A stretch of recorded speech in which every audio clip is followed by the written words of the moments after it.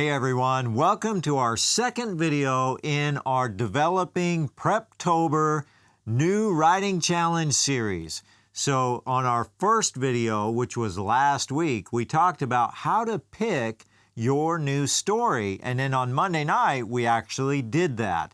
Today, what we're talking about is how to pick and develop your characters. Which is very exciting because it's like designing a new person. It's really cool. It is cool. This is the fun part of what we do. Now I know that in November there's a big writing challenge, and this is going to fit right in with that writing challenge. That's because it's Preptober. We're preparing. But we have developed a larger writing challenge that goes way beyond Preptober. So stay tuned for that. We'll talk about that more later. But really what we want to dive into is character development, right? So why is that important, Ange? Well, because if you have a well-developed character, when you actually sit down and start writing your story, then you have a lot of material to draw from as you start writing. So what we did is a couple of videos back, we went through a 10-minute character sketch. And what we want to do is encourage you to go back, watch that video. We'll put a link in there for you, and you can download our character sketch profile. It's an interview that you do with your character, and that profile is going to give you all of the basic information you need to develop an amazing character, but not just one. It's your antagonist, your protagonist, your other characters, so that they are well-developed characters so you can move your story forward. Now, you can spend a lot of time on character development before you even start writing. And that's great. There's so much material out there. But if we can encapsulate it to get you writing quickly, that's what this does. And for those of you who are, well advanced in your writing, you've already developed a lot of skills. That's cool. This will help you as well.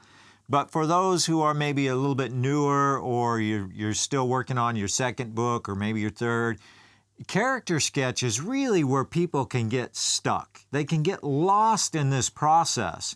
So that's why we have really refined it down. We've got the essence of it in a 10-minute character sketch. And what that's going to do is give you a lot of basic information about your character, but at the end of it, you're going to see your character's strengths, your character's weaknesses, their unique behavior. That you've got to have some unique behavior, maybe a language or something they do that's unique to them. Maybe they tug at their ear when they're nervous. It's Are you little nervous? things. Well, no, but it's little things like that you can easily identify with this 10-minute character sketch. It is. So be sure to get that character sketch. Do that on your characters. We're going to do that live on our Monday, this coming Monday, as we develop our characters and practice writing with you and getting ready. But at the end of that, you're going to have this information, and then you really want to go to the next step of your character development, which is considering the character arc. A big part of character arc and understanding that is understanding your character's flaws. Now, I've made videos about this. It's really important to know what your character's flaws are, because that is what makes a character that people can identify with. So if you understand your character's flaws, then you can move into developing your character's arc. So a flaw is a little bit different than a strength or weakness, right? Yes. So you could take the strengths and weaknesses that we get out of the character sketch and develop their flaws, which is kind of how the weaknesses apply in this story. It is. It's something that your character has to overcome, something they need to learn, and then that plays right into your character arc, because with your character arc, how does your character start the story, and how do they change and end the story?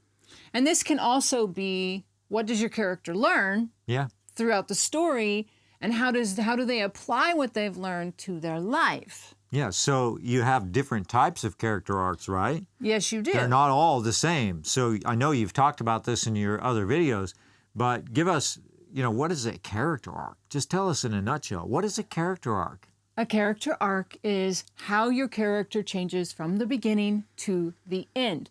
But keep in mind that it can be different. It doesn't necessarily have to mean that your character changes in a positive way, which would be a positive character arc. So you can have a negative character arc? You can have a negative character arc. Where Doesn't that just apply to your antagonist? Not necessarily. It depends on your story.